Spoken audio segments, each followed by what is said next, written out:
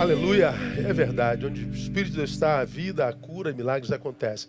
Essa música, para quem não conhece, é do CD da nossa igreja, gravado em 2002. Isso mesmo. 2002, aqui no templo da nossa igreja, ao vivo. Portanto, já se vão 18 anos. Está alcançando a maioridade nesse ano, né? Então, 18 anos, gravamos o CD aqui ao vivo com esse tabernáculo lotado de gente.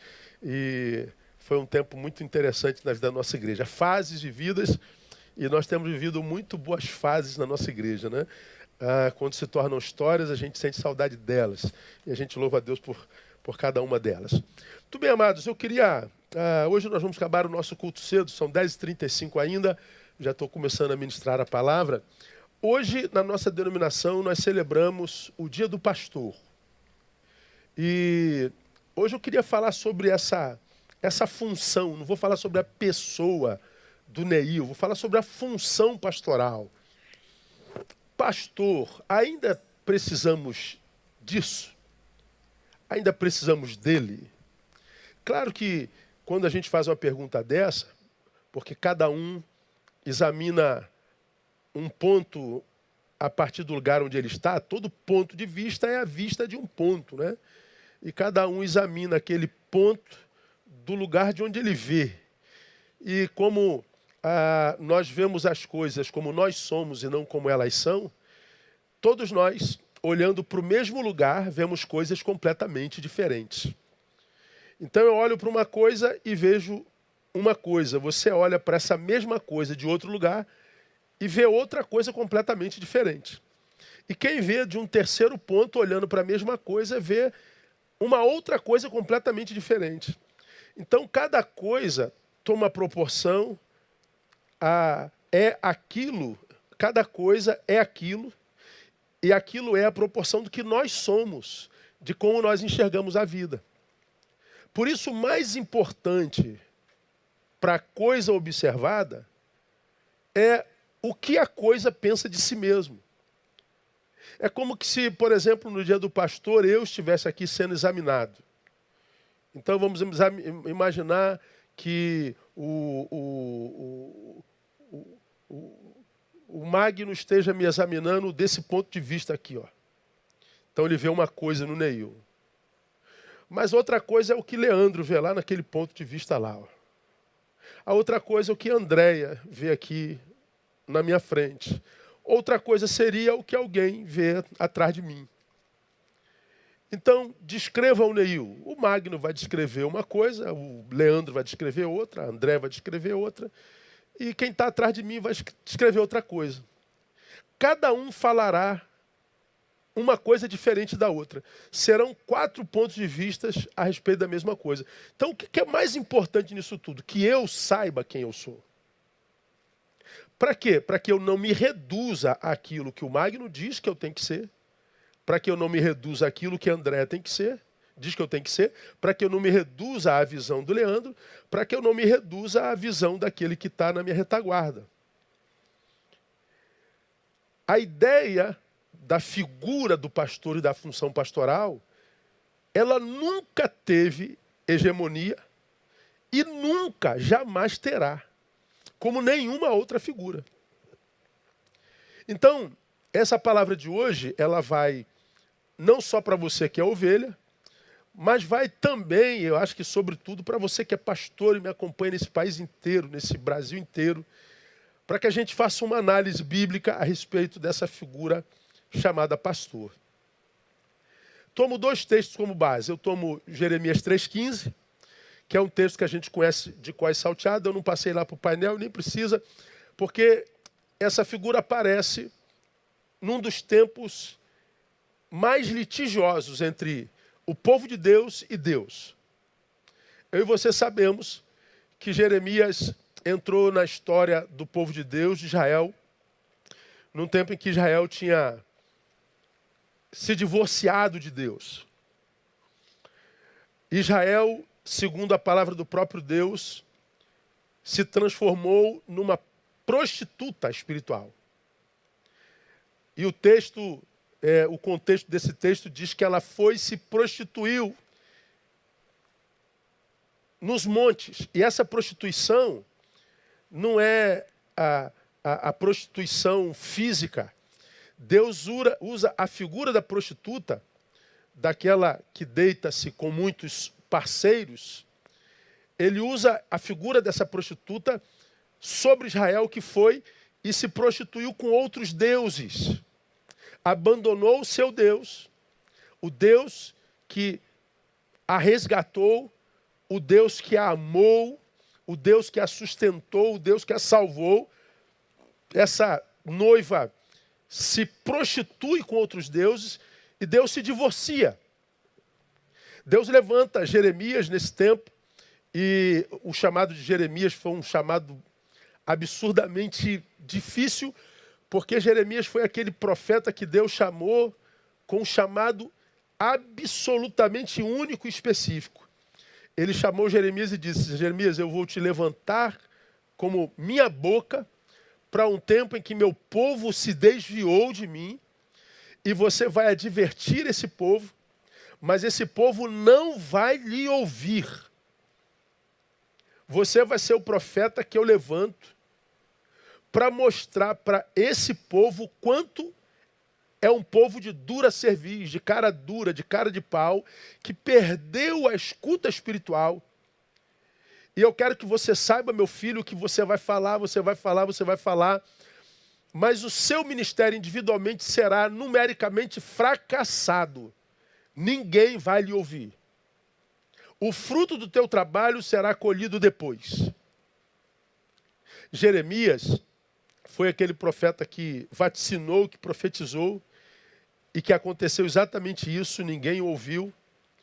E Jeremias foi um profeta que passou pela história, cumprindo um chamado difícil, e que por causa da dificuldade do seu chamado chorou muito, a ponto de passar para a história conhecido como o profeta o quê? Chorão. Jeremias é conhecido como o profeta chorão. Seu ministério foi tão difícil que ele foi o único profeta a quem Deus fez do lamento sua palavra. Há um livro na Bíblia chamado Lamentações de Jeremias. Jeremias não colheu fruto daqueles para quem foi pastor e daquele para quem foi profeta. Mas foi um profeta que até o lamento era a palavra de Deus. O consolo dele, a colheita dele veio do próprio Deus, que o usou para escrever o livro de Jeremias e mais, o Lamentações de Jeremias. Nenhum outro profeta teve suas lamentações escritas, só Jeremias. Pois bem, nesse tempo difícil, Deus mostra através de Jeremias o quanto o seu povo havia se prostituído, deformado, perdido a identidade de povo, de noiva e de serva, mas também usa a Jeremias para dizer que Deus mudaria essa história, que Deus restauraria Israel.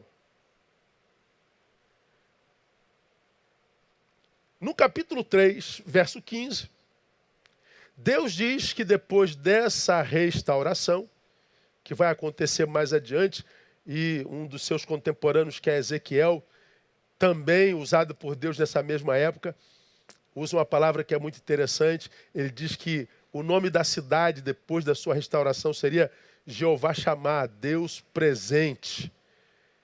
Mas, anterior a ele, aparece Jeremias dizendo que uma das bênçãos que o Senhor daria a esse povo quando fosse restaurado era essa aí de Jeremias 3,15, que diz: e vos darei pastores, segundo o meu coração, que vos apacentem com ciência e com inteligência. Essa palavra para mim é emblemática, primeiro dizendo que pastor não é uma função que nasce no coração daquele que adota tal função. Não. O verdadeiro pastor, ele nasce do coração de Deus. Vos darei pastores segundo o meu coração. Evidente que existem pastores que decidiram sê-lo. Se fizeram pastores. Fracassaram em outras funções, acharam a função pastoral glamurosa e resolveram fazer de si mesmos pastores. Há pastores que nasceram do coração de um amigo. Vou te consagrar e te faço pastores. Mas é óbvio, pelos frutos a gente conhece. Mas eu não estou falando de qualquer um, eu estou falando do bíblico. O verdadeiro pastor, ele nasce do projeto do coração de Deus. Vos darei pastores segundo o meu coração. Segundo, ele é um presente de Deus para o seu povo. Vos darei. Não foi um desejo do coração do povo. Ele não é produto, não é projeção do desejo da igreja. Ele é um presente de Deus para a igreja. E mais, esse presente de Deus para a igreja, que nasce no coração de Deus para o seu povo, não é qualquer um. Ele é preparado, ele é escolhido, ele é formatado por Deus. Diz o texto, ele apacenta com ciência e inteligência.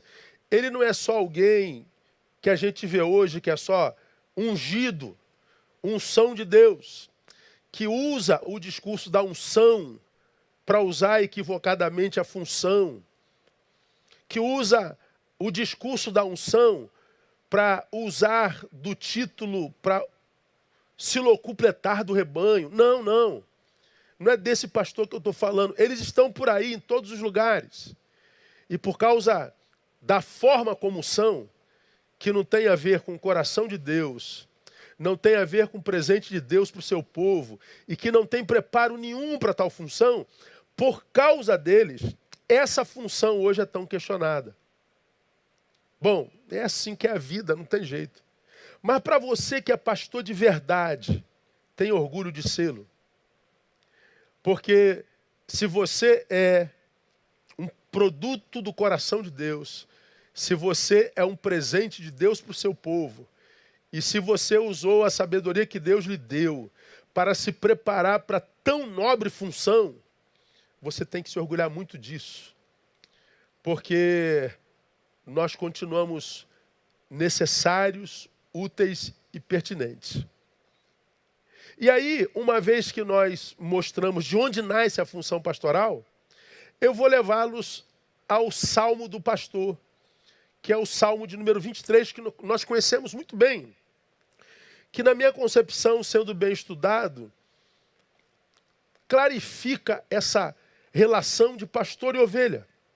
Ovelha e pastor, que se mostra tão abençoadora e que se mostra tão locupletante, que revela o quanto o pastor necessita das suas ovelhas, porque ele é pastor, porque elas existem.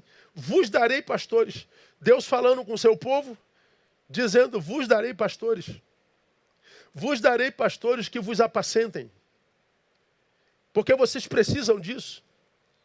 Vos darei pastores que vos apacentem com ciência e inteligência, porque se não for com ciência e inteligência, o pastoreio deforma, piora, estraga, corrompe.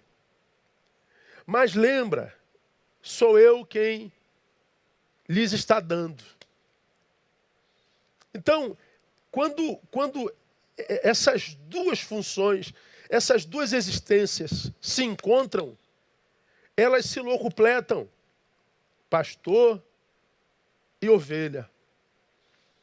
E o Salmo do Pastor, o Salmo 23, mostra bem isso.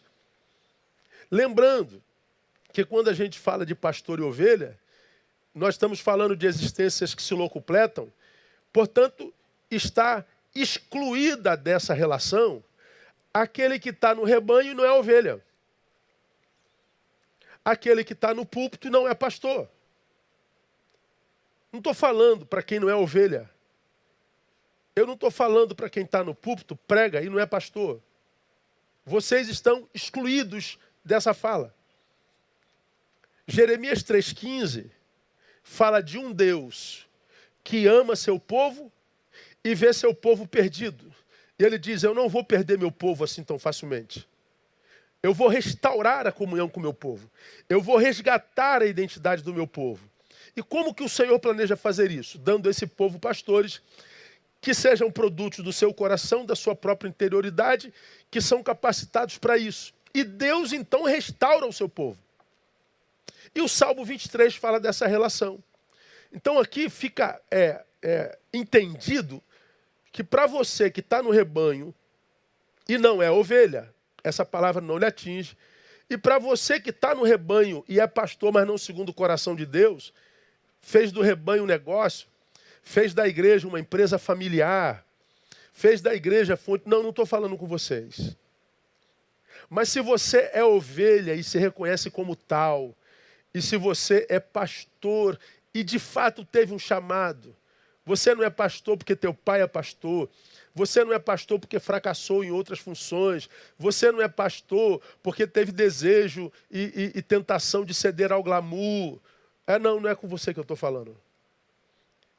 Eu estou falando de pastores e ovelhas. E pastores e ovelhas entenderão isso. O Salmo 23 diz assim: o Senhor é meu pastor e nada me faltará. Deitar-me faz em pastos verdejantes. Guia-me mansamente às águas tranquilas. Refrigera a minha alma. Guia-me nas veredas da justiça, por amor do seu nome. Ainda que eu andasse pelo vale da sombra da morte, eu não temeria mal algum. Porque tu, o pastor, está comigo. A tua vara e o teu cajado me consolam. Preparas uma mesa perante mim na presença dos meus inimigos. Unges com óleo a minha cabeça e o meu cálice transborda. Certamente que a bondade e a misericórdia me seguirão todos os dias da minha vida e habitarei na casa do Senhor por longos dias. Esse salmo é conhecido como o Salmo do Pastor. Porque ele revela assim, de forma muito clara a função do pastor e a qualidade da ovelha, a identidade da ovelha. Porque são figuras locupletantes. Então, baseado no Salmo 23, onde Jesus é o pastor, eu quero compartilhar com você, a minha ovelha amada, a minha igreja amada, algumas realidades sobre essa relação que nós devemos ter e, se não temos, deveríamos ter. E que quando de fato, de verdade assim, produz no final algo que a gente vê também nesse salmo. Vamos lá. O que uma ovelha deve esperar de um pastor segundo o coração de Deus? Por que eu vou falar sobre o que você deve esperar do pastor? Depois eu vou falar o que o pastor deve esperar da ovelha. Porque essa figura que eu falei no início, que é analisada por várias vertentes, na análise do lugar onde ele é analisado, cada um tem um perfil, tem um script para esse ser chamado pastor. Então é como se o Magno, que está aqui à minha esquerda, escrevesse: o pastor tem que ser assim. Pois é, mas o Magno só conhece essa vertente da coisa. O Leandro, lá na minha direita, escreve um script para mim, mas ele só conhece essa vertente da direita. A Andréia escreve um script para mim lá da frente e o fulano escreve aqui de trás. Mas a Andréia nunca terá visão plena desse ser que está sob análise, porque ela nunca analisou daqui de trás e nem dessas outras vertentes e vice-versa. Mas eu, que sou o ser analisado, sou o único que pode ter visão a respeito dessa figura. Como também o oposto é verdadeiro, eu não tenho como saber quem você é, e porque eu não sei como você é plenamente, eu jamais me meti ou me meteria na vida de alguém dizendo como esse alguém tem que ser. Esse é um pecado no qual eu jamais incorri. Não incorro e jamais incorrerei, mesmo sendo pastor. Mesmo sendo pastor, teoricamente, tendo autoridade para me meter na vida das minhas ovelhas, eu nunca me meti dizendo: faça isso, faça isso, deixa de fazer aquilo. Jamais. Pastor não é isso. O que uma ovelha deve esperar do seu pastor, membro da Igreja Batista Betânia, como eu entendo? Primeiro, à luz desse texto, que você deve esperar de mim, do seu pastor, é suprimento, alimento saudável. O texto começa dizendo: o Senhor é meu pastor e nada me faltará. Deitar-me faz em quê? Verdes pastos. Lembrando que o Salmo, ele é figurativo, e a evidência disso está no fato de que nós não pastamos, né? A gente não pasta, a gente se alimenta. Então é uma figura de linguagem. Então, ele usa a figura da ovelhinha e a figura do pastor, aquele que está com o cajado na mão e tudo mais. Então ele está dizendo, o que essa ovelha deve esperar do pastor? Primeira coisa, alimento. Pastos verdes. Por que a primeira coisa deve ser alimento? Porque o alimento é o que possibilita todas as outras coisas na nossa existência. Se você não se alimenta, você não consegue realizar absolutamente nada na vida. O que sustenta a tua existência é o alimento. Pare de se alimentar e você morre por inanição. É porque eu e você nos alimentamos que a gente anda. É porque a gente se alimenta que a gente fala. É porque a gente se alimenta que a gente enxerga. É porque a gente se alimenta que a gente trabalha.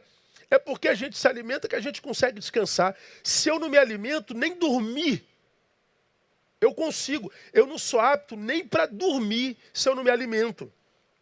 O alimento é a base da existência. Porque me alimento, sou. Eu só sou porque me alimento.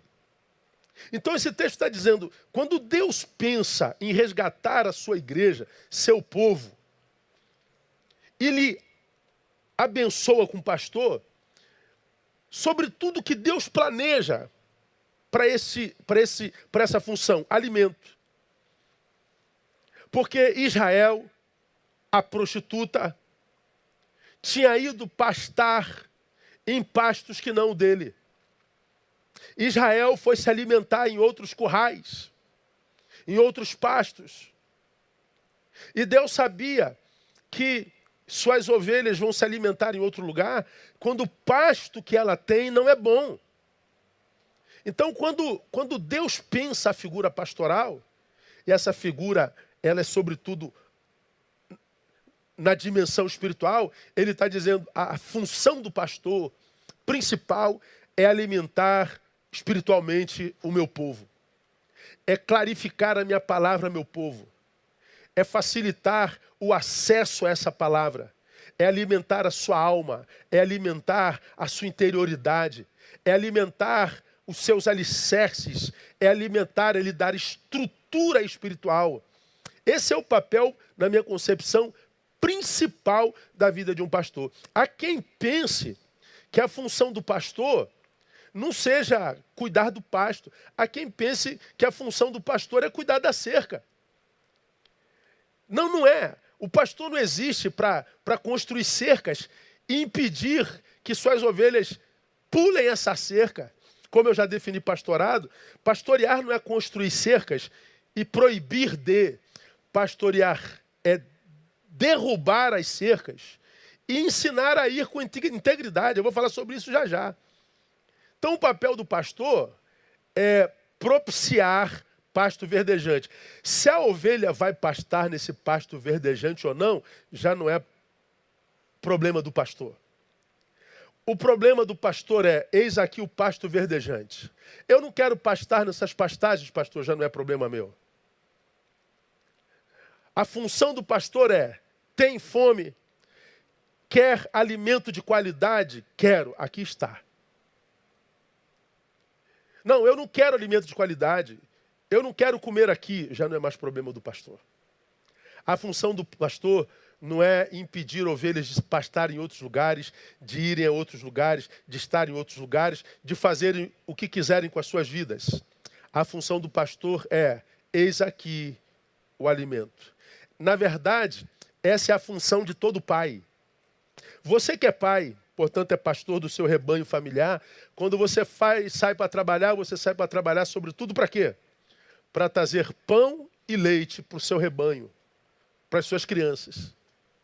Se elas vão comer ou não, existe um tempo que você tem poder sobre isso. Vai comer, sim. Ah, eu não quero, eu vou para a rua. Não vai para a rua não, tu vai comer sim. Senta e come. Pronto. Esse é o tempo da lei. quando nossos filhos são meninos e a consciência adulta ainda não foi despertada. Então a gente imprime a lei, e quando a gente imprime a lei, é porque a consciência ainda é infantil, e até a imposição, a lei é por amor. Você não vai se alimentar, isso não é você vai se alimentar sim. Isso não é castigo do seu pai e da sua mãe. Isso é amor. Essa lei que te obriga não é castigo, isso é amor. A forma de amar no tempo da infância é pela lei. Mas quando essa criança vence o infantilismo e a consciência adulta é despertada, o poder de lei do pai já não existe mais. Ela faz o que quiser com a sua vida. Ela só obedece o pai se quiser. Agora, o que é por amor é obediência. A ovelha é a mesma coisa. A alimentação do pastor, a exortação do pastor, a revelação da palavra feita pelo pastor é por amor. E a obediência também. Não existe mais força, não existe mais controle, não existe mais poder. Eu e você sabemos, irmãos, que grande parte dos nossos problemas, grande parte das nossas angústias, grande parte daquilo contra o que lutamos e perdemos porque nós não estamos bem alimentados. Não houve poder demais no inimigo. Houve alimento de menos em mim. Eu não estava preparado para esse embate, não porque meu inimigo era mais poderoso do que eu, é porque eu não me alimentei suficientemente bem para encarar essa fase da minha vida. Quantas pessoas, irmãos, gente boa, gente de Deus, hoje prostrada, desconfigurada pelo mundo, pelas dores da vida, que acreditam que estão como estão, porque Deus abandonou, porque o inimigo era poderoso demais, porque a angústia foi maior do que ela, e não foi. Foi porque você, como ovelha, não estava alimentado pela palavra como deveria. Como que a inanição bíblica, a inanição espiritual, tem sido uma arma do diabo para desconfigurar rumos e destinos traçados por Deus. Quantas ovelhas se achando prontas, se achando sábias, hoje estão perdidas porque, na verdade, viviam auto-engano. Eu, quando estava pensando essa palavra, e vinha no carro, meditando nela de lá para cá, Deus me deu um insight sobre uma fala muito interessante, que eu nem planejava compartilhar nessa manhã, mas me permitam fazê-lo com reverência. Há um filósofo que foi tido como o mais sábio de todos os homens até hoje, e cuja sabedoria é exaltada até hoje. É o pai da filosofia. E em um determinado momento da sua existência, quando ele recebia o louvor pela sua sabedoria, ele, na verdade, disse, no fundo, o que eu mais sei é que nada sei. Como quem diz, quanto mais eu sei, mais eu descubro o quanto sou ignorante. Tudo que sei é que nada sei. Engraçado, essa frase veio na minha cabeça nessa manhã. Aí eu escrevi, o filósofo, no auge do seu saber, se escandaliza com a sua ignorância. Vocês me louvam pelo meu saber? A única coisa que eu sei, na verdade, tudo que eu sei é que eu nada sei. Então, ele no auge do seu saber se escandaliza com a sua ignorância. Nós, no auge da nossa ignorância, nos encantamos com o nosso pseudo-saber. Eu acho que nós chegamos ao ápice do ridículo, irmão. Hoje, na minha concepção, com reverência falo, eu não estou Eu não estou jogando pedrinha em ninguém, não tem ninguém em minha mente quando eu falo isso. Quando eu olho para a nossa geração, uma geração que se acha sábia, pronta, uma geração encantada pela sua pseudo-sabedoria, e uma geração tão sábia, mas tão, desculpa a palavra, ferrada. Sábios ferrados. Sábios que não conseguem nem se relacionar mais. Não conseguem mais permanecer casados. Sábios que não conseguem lidar com os próprios afetos. A geração mais ansiosa e deprimida da história. Sábios que não conseguem respeitar pai e mãe. Sábios, mas compõem a geração mais suicida do universo. Sábios ferrados. Porque estão encantados com a sabedoria que não têm. Enquanto o sábio se escandaliza com a sua ignorância, nós estamos encantados com a nossa pseudo-sabedoria. Quanta gente boa de Deus, irmãos, quebradas, com potencial sobrenatural, desperdiçado dentro de uma consciência pequena, porque não souberam ouvir e abrir mão de alimentos espirituais indispensáveis. A função do pastor é alimentar, porque o alimento é o que produz longevidade, é o alimento que renova as nossas forças. Você toma café de manhã, vai dando meio-dia, tuas forças vão acabando. E se você não comer meio-dia, você se sente fraco. Se chegar às 19 horas, se você não comeu, você se sente mais fraco ainda. Se não tiver comida até o final daquele dia, mais fraco. E se você não comer à noite, você dorme, mas de manhã você continua fraco. Se você não comer, a fraqueza vai te carcomendo, vai te comendo, vai te impossibilitando. Quando você come, a energia vem na hora. É o alimento que renova as nossas forças. É o alimento que cura a nossa ferida. É o alimento que, porque palavra gera fé. E essa vitória que vence o mundo, a saber, a vossa fé. É esse alimento que gera fé, que me liga ao transcendente. É essa fé que me faz vencer o mundo. Me faz vencer o imanente. É o alimento. É o alimento que salva. E quantos desprezam tal alimento? Então, pastor, você que me ouve, seu papel não é construir cercas. Seu papel não é controlar a vida de ninguém. Aonde você foi, com quem você estava, o que você foi, não é problema seu, pastor. A ovelha faz o que quiser com a vida dela. O seu papel é alimentá-la. É o primeiro papel do pastor. Segunda coisa, o que a ovelha deve exigir e esperar do seu pastor? Diretriz. Diretriz. Guia-me pelo vale da sombra da morte. Pastor guia. Pastor aponta caminhos. O pastor dá direção. O pastor, ele não é carregador. O pastor não é transportador.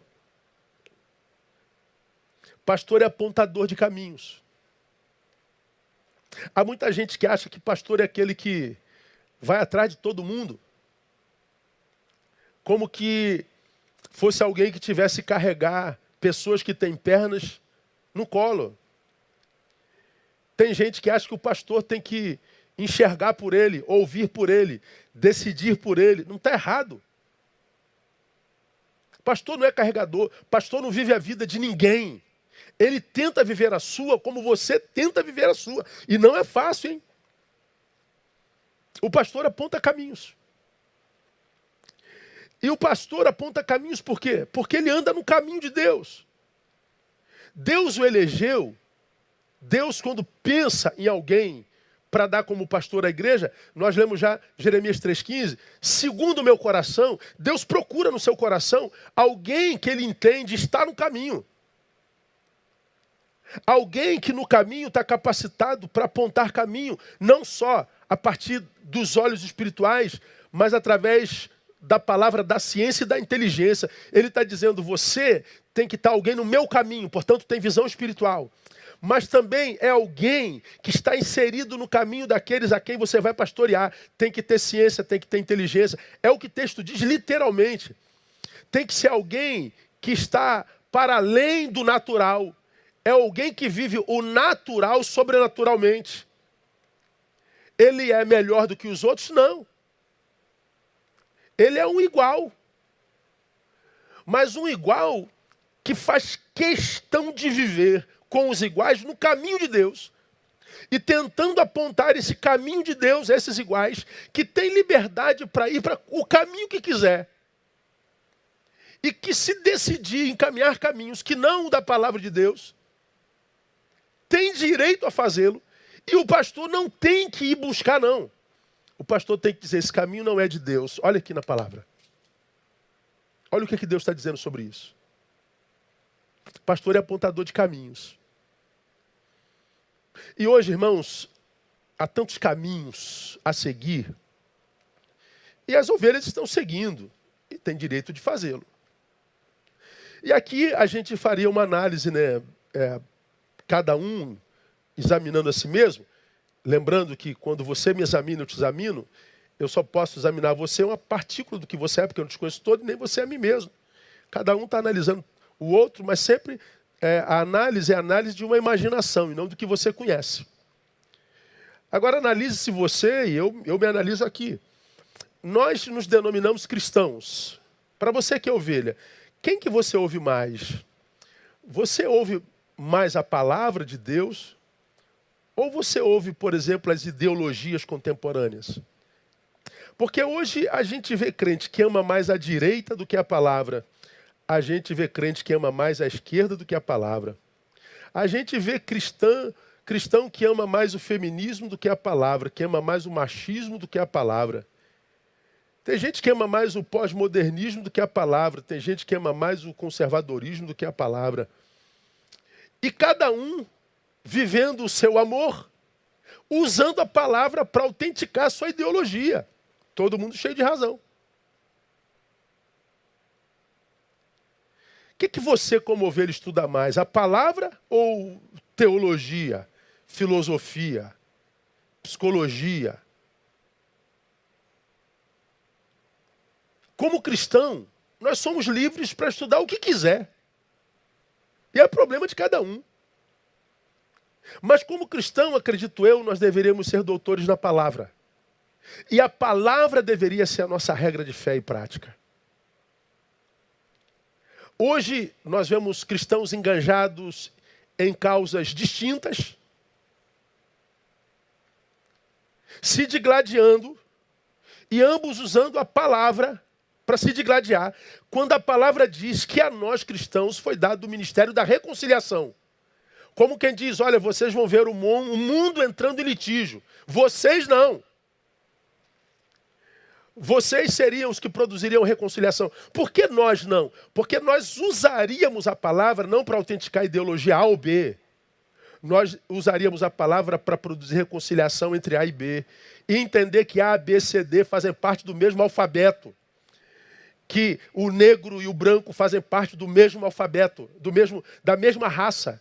Que o cristão e o candomblessista fazem parte da mesma raça. Que o rico e o pobre fazem parte da mesma raça. E que cada um, porque na palavra, respeitaríamos o outro na dimensão onde existe. Mas nós não. Nós tomamos partidos, estamos cheios de razão. E a palavra não diz isso. Onde entra o pastor da diretriz? A ovelha vai se quiser. E o que acontece hoje, cada um que tende para cá, tende para lá, tende para lá, tende para lá, cada um vivendo a sua ideologia sociológica, tendo a Bíblia como um livro que fica na estante, que de vez em quando a gente visita para sacar um versículo para autenticar a minha ideologia.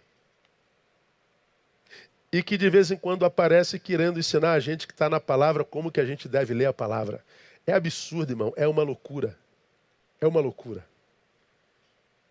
Então, pastor, se você não tiver personalidade, se você não tiver a sua identidade formada, você acaba pendendo para uma dessas ideologias, em nome de Jesus, impedindo que aqueles da outra se aproximem de você.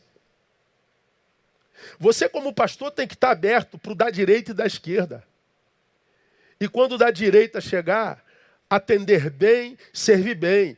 Mas o da esquerda não vai gostar. O problema é da esquerda. Esteja aberto para o da direita, tanto quanto para o da esquerda. Construa uma comunidade onde o da direita e o da esquerda tenham acesso. Construa uma comunidade onde que a tua comunidade não seja onde só o pessoal da esquerda se sinta bem, onde só o pessoal da direita se sinta bem. Cria uma comunidade onde todos eles se sintam bem, porque eles estão na comunidade da palavra. E não da direita ou da esquerda, não dos pretos ou dos brancos, não dos ricos ou dos pobres, não dos favelados ou dos da Zona Sul. E saiba que você vai apanhar de todos os lados. Seja mais do que homem de Deus, seja homem. E segura o tranco, confiando no teu chamado. E que cada um de nós, pastores e ovelhas, respondamos diante de Deus daquilo que a gente faz com a palavra. Pastor da diretriz. Pastor não faz e nem obriga a ovelha a obedecer. A gente hoje confunde, e eu acho que por causa disso tantos pastores estão doentes, a gente confunde a figura do pastor com a figura do peão de boiadeiro. Você que é minha ovelha já me ouviu falar sobre isso. A diferença entre o pastor de ovelhas e o peão de boiadeiro, para o pastor de ovelhas, a relação dele na caminhada é uma relação com essa geografia. Ó, ele vai na frente e as ovelhas vão atrás. Jesus usa essa figura no Novo Testamento. As minhas ovelhas ouvem a minha voz e me seguem. Me seguem. Você que conhece a cultura do campo, tem alguns vídeos que mostram isso, mas muito claro. Se eu tivesse pensado nele antes, eu passaria para você. Tem um vídeo no Google, depois você procura aí, que aparecem umas ovelhas pastando assim longe, nos pastos, e alguns visitantes tirando foto dessas ovelhas atrás da cerca, né? E aí o pastor está aqui do lado dizendo assim, ó, chama elas, vê se elas vêm. Aí tu vê um monte de gente chamando. Ovelha, ovelha, ovelha, cada um tentando imitar a ovelha. Vem, a ovelha nem se mexe. Um monte de gente tentando. Aí daqui a pouco o pastor começou a chamar as ovelhas. Quando o pastor abriu a boca, as ovelhas pararam de pastar e levantaram a cabeça em si. E ele começou a chamar as ovelhas. Veio aquela manada de ovelhas e ficaram na ponta da cerca porque ouviram a voz do pastor. Elas não vieram à base de chicote, não vieram à base de nada. Elas ouviram a voz do pastor.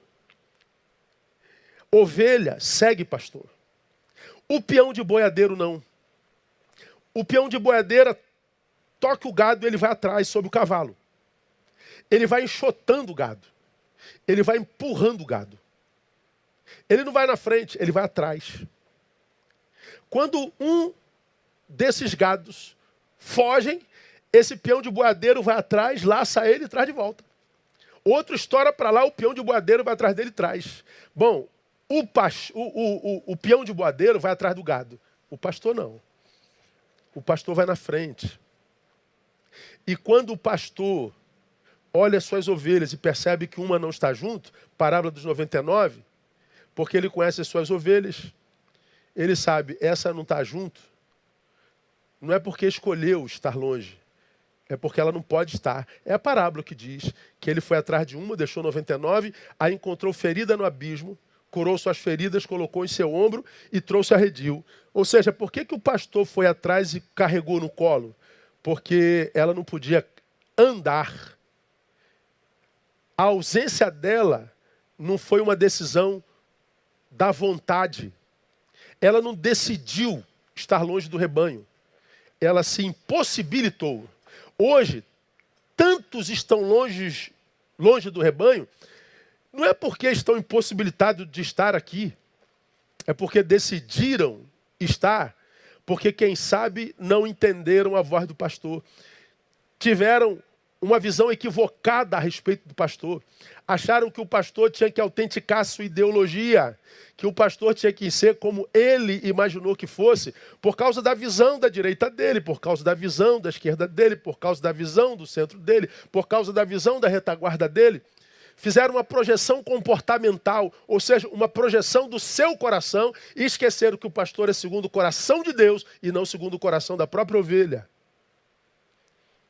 Então, os litígios entre pastor e ovelha vêm por causa de projeções. Mas a Bíblia está dizendo que pastor, ele não carrega, ele não é carregador, ele aponta caminhos. E ele não impede ovelhas de trilharem caminhos diferentes daquele que ele apontou. Ele não vai lá obrigar a estar presente. Diretriz. O exemplo mais crasso, mais contundente dessa verdade é a parábola do filho pródigo, né? Pai, estou indo. É pai e deixou ir. Olha que coisa interessante. Na parábola do pastor, o pastor foi atrás da ovelha. Do filho pródigo, o pai não foi atrás do filho. Você acha que pastor ama mais a ovelha do que o pai ao seu filho? Claro que não, meu irmão. Eu não sei se eu morreria por um membro da minha igreja. Agora pergunta se eu morreria pela Tamara e pela Thaís. Me pergunta se eu mataria alguém pela Tamara e pela Thaís. Pergunta para mim que você sabe o que eu vou te responder. Toca na Thaís e na Tamara, machuca minha filha. Vê o que o pai é capaz de fazer. Agora, por que o pastor foi atrás da ovelha e o pai não foi atrás do filho? Porque o pastor sabia que aquela ovelha só não estava presente porque ela não podia. A ausência não foi uma decisão. E por que o pai não foi atrás do filho? Porque a decisão do filho foi estar longe. Quando é decisão, nem o pai busca. Pastor e pais não são carregadores. Pastoreamos ovelhas que não são mais crianças. O que você pode esperar do seu pastor? Diretriz. O que mais que você pode esperar do seu pastor? Capacitação.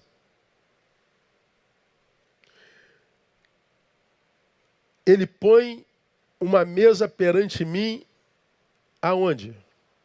Na presença dos meus inimigos. Ele me guia aonde? No vale da sombra da morte. Esse salmo constrói uma vida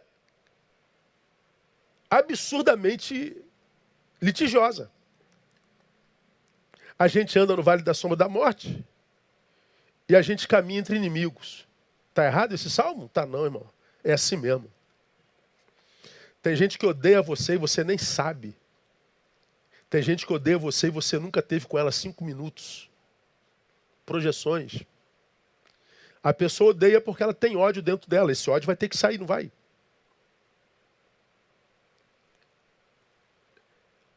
Eu e você vivemos num lugar onde tem um monte de gente querendo tomar esse lugar. Gente que inveja seu casamento, gente que inveja sua intimidade com Deus. Gente que inveja seu sorriso, seus dentes, irmãos. Tem gente que inveja a sua intimidade com o pai. Tem gente que inveja seu cabelo. Tem gente que inveja a sua alegria.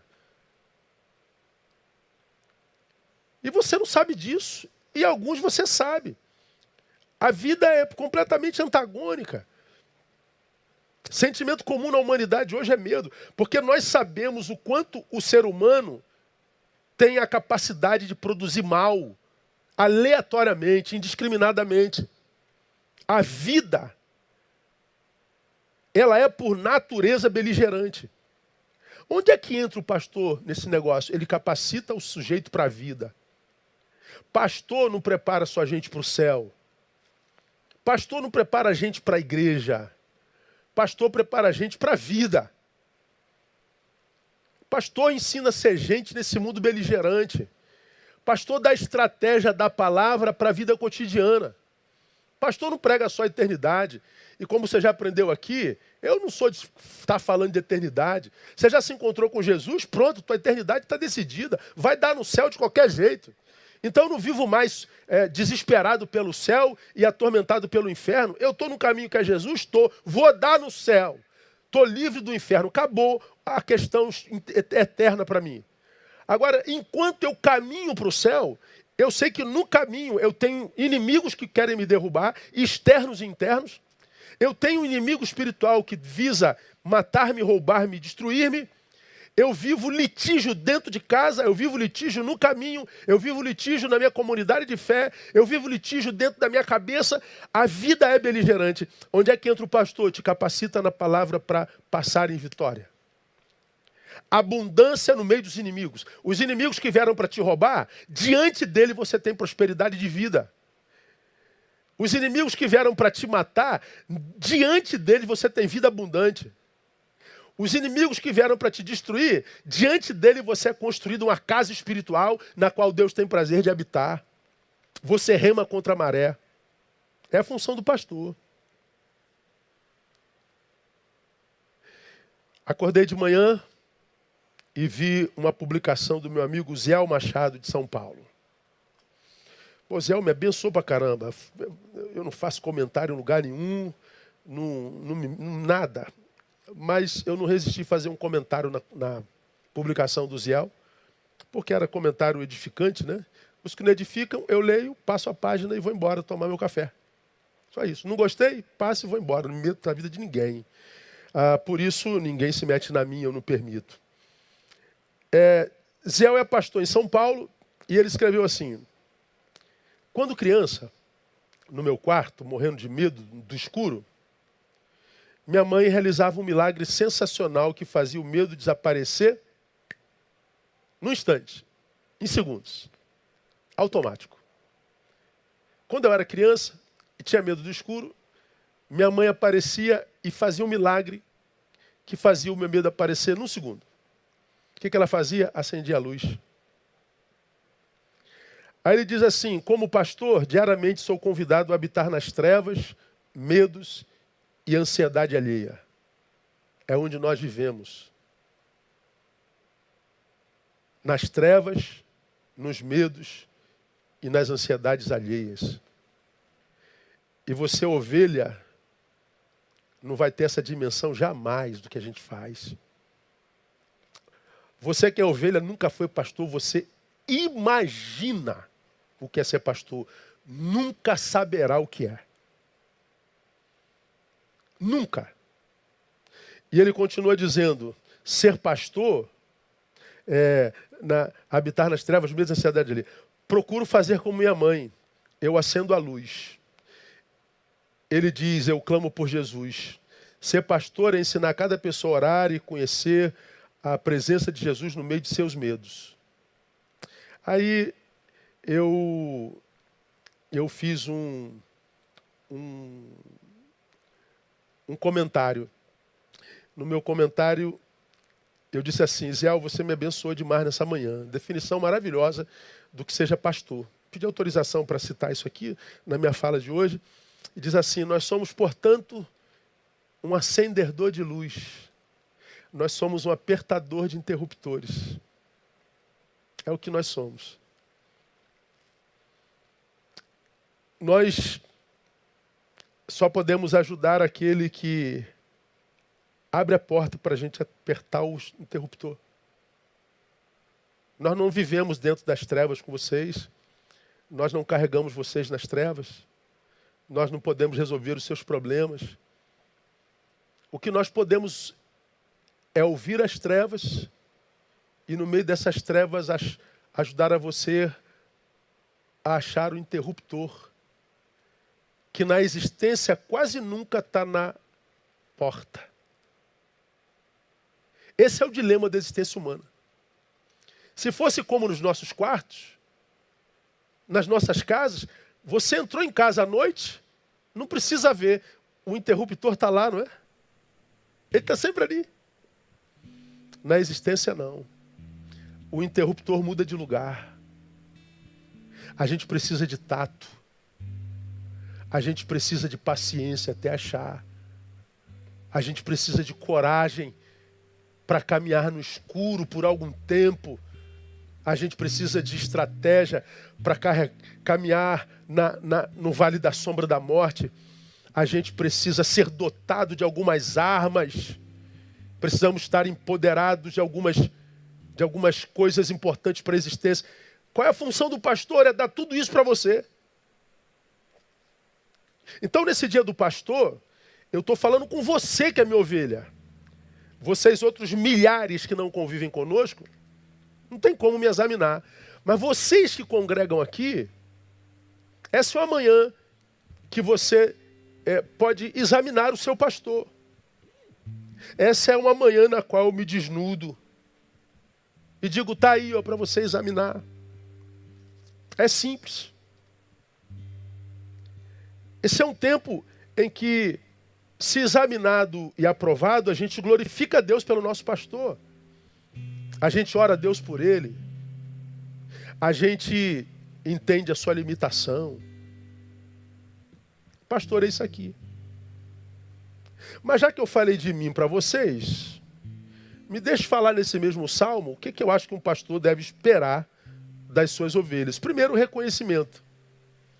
O texto começa dizendo assim, o Senhor é meu pastor. Ele está dizendo assim, é meu, eu reconheço você como meu pastor. Reconhecimento. Eu o reconheço como tal e valorizo que você é em mim. Eu reconheço quantas vezes você me ajudou a acender a luz. Porque grande parte das ovelhas, irmãos, não tem a menor noção de quanto o pastor foi bênção na vida dela. Você se lembra daquela professora de matemática, você se lembra daquela professora de história. É porque ela te ensinou a fazer conta e te contou a história do Brasil. Mas você não tem noção de quanto seu pastor, já ministrando a palavra a você, te ajudou através dessa palavra a sobreviver vales de sombra de morte e sobreviver a ataques de tantos inimigos. Você não reconhece. Por isso, tantos pastores só são criticados. Aquele velho pastor, que foi o pastor de nossos pais, mas hoje, coitadinho, ele não consegue mais se comunicar com essa geração, e ele é desrespeitado, tratado com ingratidão, às vezes até ridicularizado. Nem tão velho talvez seja o pastor, mas você foi sequestrado por uma ideologia e seu pastor não é da tua ideologia e você está encantado pela sua pseudo-sabedoria, não reconhece o valor desse pastor. Pastores precisam de reconhecimento.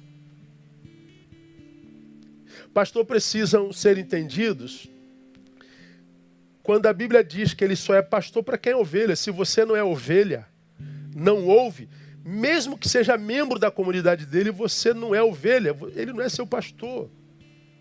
Então, se você não pode ajudá-lo, deveriam, porque é do rebanho dele, pelo menos não atrapalhá-lo. Ajudaria com silêncio. Questão de bom senso e de honestidade. Pastor só é pastor para quem é ovelha. O Salmo, que é o Salmo que a gente gosta muito porque ele é promessa, nada nos faltará, é um Salmo que fala sobre uma relação.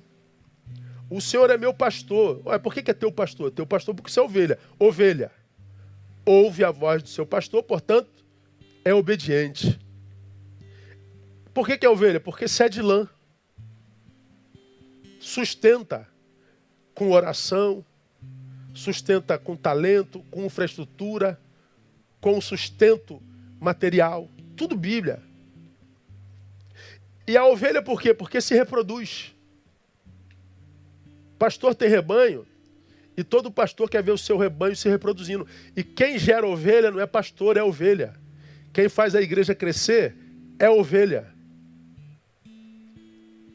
Aí nós temos rebanhos grandes e pequenos, rebanhos que se reproduzem, a proporção da saúde do seu rebanho, e rebanho que não se reproduz, e o rebanho que diz assim, a igreja não cresce por causa do pastor. Você como ovelha já atraiu a quantos a Jesus de Nazaré, por exemplo? Que você é bom na tua ideologia, eu já vi, pô. Você sabe tudo sobre o feminismo, machismo, marxismo, sobre teologia, sobre tudo.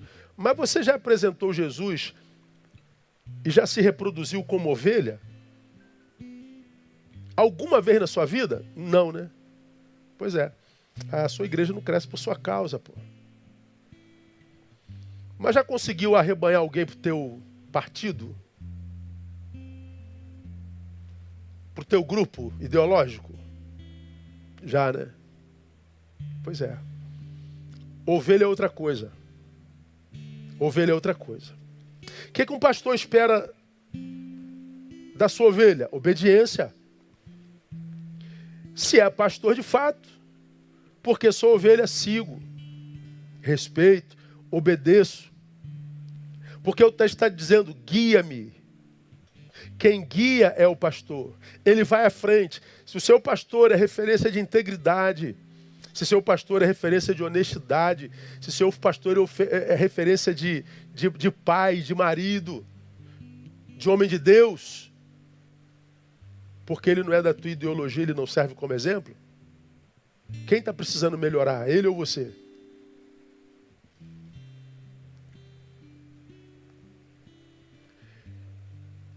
Pastores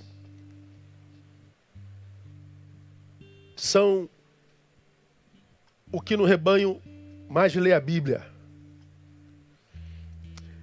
Se não por amor pessoal, por força de função. Ele não tem jeito, ele vai ter que preparar sermão para domingo. Eu não estou com vontade de ler a palavra, o problema é seu, pastor. Vai ter que ler, vai ter que extrair alguma coisa nova de Deus aí. Eu não estou me sentindo bem, problema é seu, pastor. Coloca o que você está sentindo de lado e vai preparar o sermão. Hoje eu não estou querendo falar, eu estou precisando ouvir. Você não ouve, não no rebanho. Lá você fala. Você não tem o privilégio de estar mal à beça naquele dia e se sentar no último banco e dizer, Deus, fala comigo através do teu servo nessa noite, porque meu coração está angustiado. Não, pastor angustiado não sente e ouve. Pastor angustiado fica em pé e fala.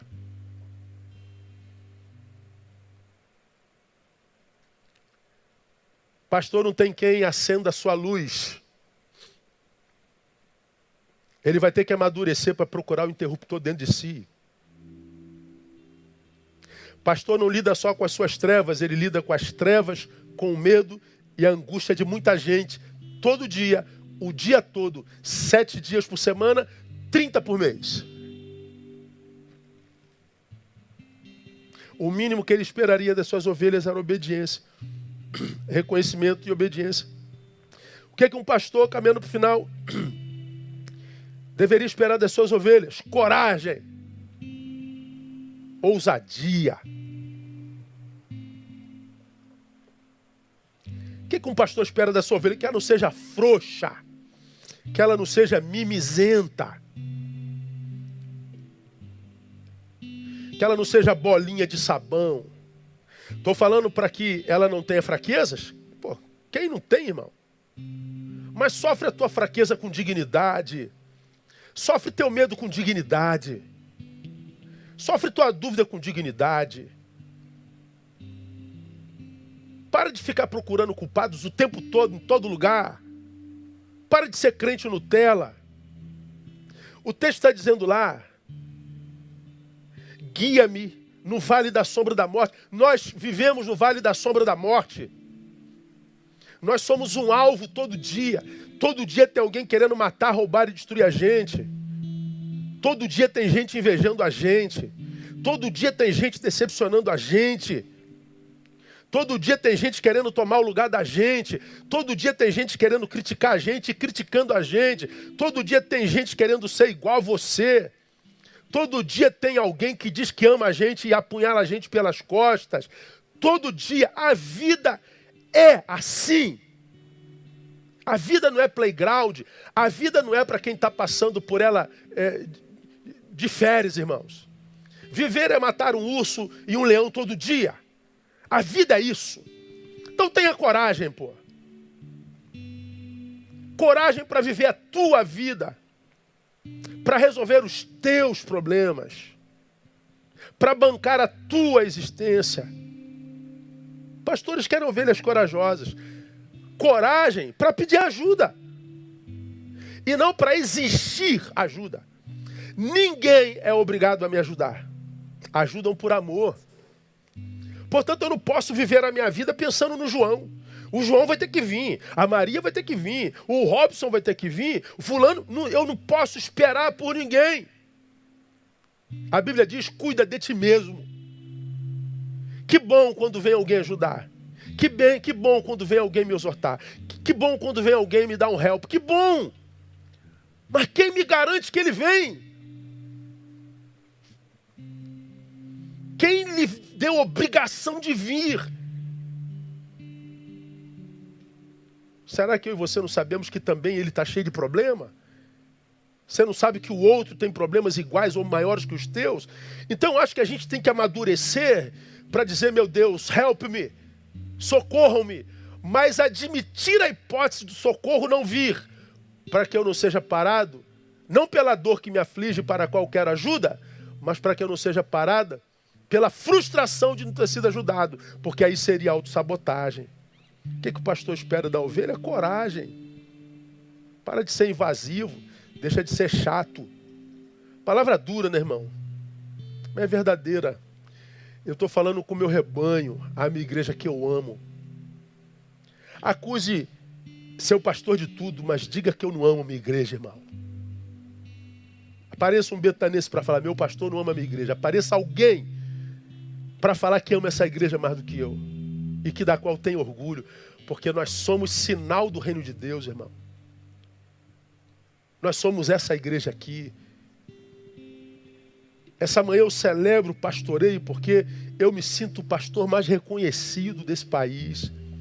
Pelas minhas ovelhas, não estou falando pelo Brasil, não. Eu me sinto amado. Eu me sinto obedecido. Conseguimos ajuntar um rebanho de gente, irmão, que é cabra da peste, diria o sertanejo, irmão. É aquele pessoal que chega junto.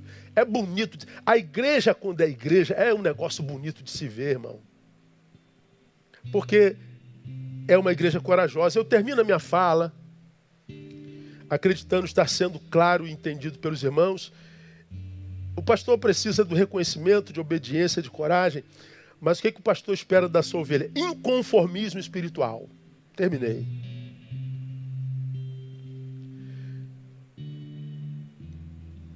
Ainda que eu ande pelo vale da sombra da morte, não temerei mal algum, porque tu estás comigo, tua vara e teu cajado me consolam. Preparas uma mesa perante mim na presença dos meus inimigos. Aí olha o texto. Unges a minha cabeça com óleo. A unção é aquela que vem da cabeça, desce pela barba, vai até a orla do manto, do vestido. Que desce pela cabeça, vem pela barba, toma o corpo todo, vai até a sola do sapato. Que essa unção seja buscada até transbordar. Não se conforme em ser como os crentes pós-modernos, não. O cara tem 6 meses de igreja, acha que já está pronto. Só porque é bom de política, só porque é militante, só porque é dessa ou daquela ideologia.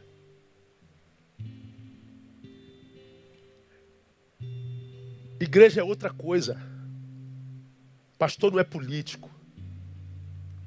Pastor lida com almas. Pastor lida com gente o tempo inteiro. Pastor de Deus não responde a projeções pessoais nem ideológicas.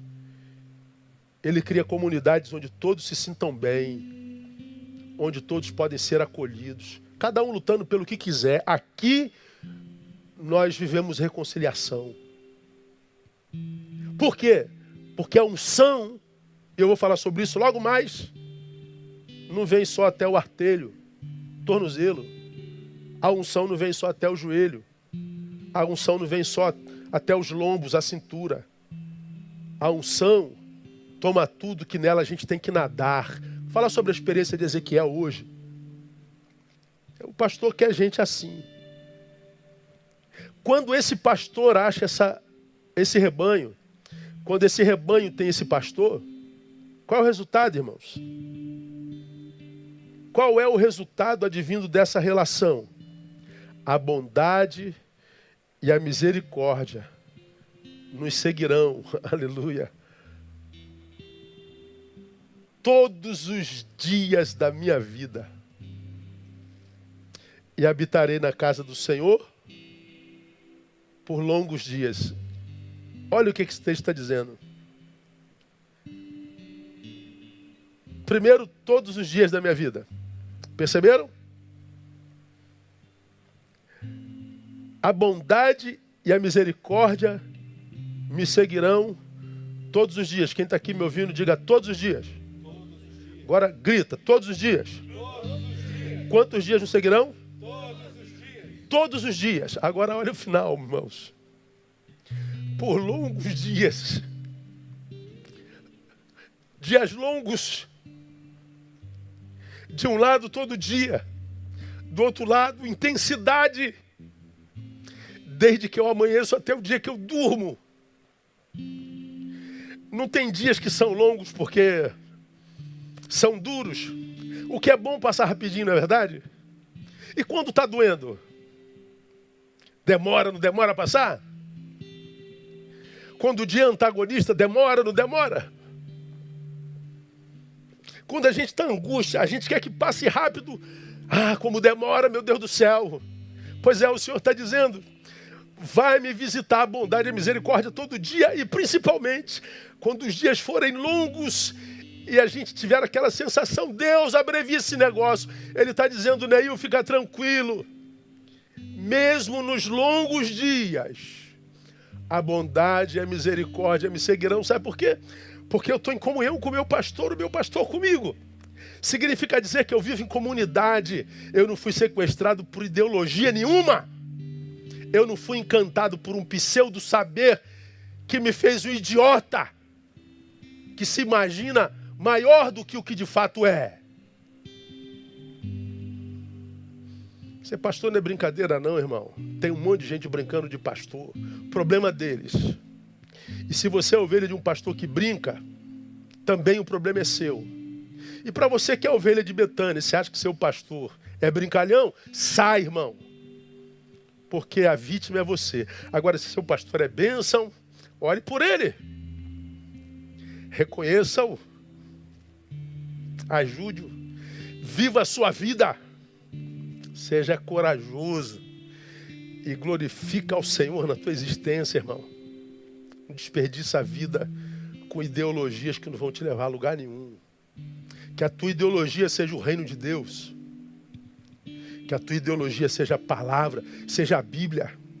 Quer ser especialista em algo? Seja especialista em Bíblia, porque é nela que está o manual para a vida equilibrada, sem sequestro para cá, sem sequestro para lá. Vida nele, que é para todos eles. Vida que quando na palavra te abençoa com sabedoria que vem do alto. Sabedoria não para te fazer encantar-se, mas para nunca te fazer esquecer que você é ignorante. Em alguma área da sua vida você é ignorante. E se eu sou ignorante em alguma área da minha vida, eu sempre vou precisar de alguém que me ensine. Portanto, vai ser discípulo a vida inteira. Quem tem entendimento, entenda. Quem tem ouvidos, ouça o que o Espírito diz à igreja. Vamos louvar, Carlinho.